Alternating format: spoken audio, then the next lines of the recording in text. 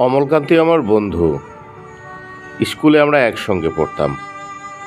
রোজ দেরি করে ক্লাসে আসতো, পড়া পারতো না।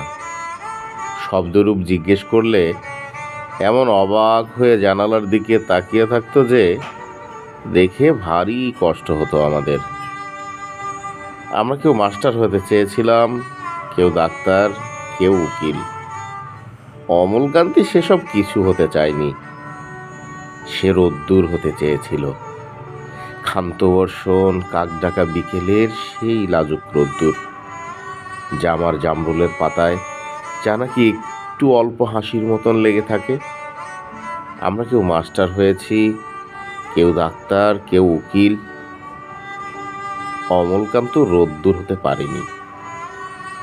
সে এখন অন্ধকার একটা ছাপাখানায় কাজ করে।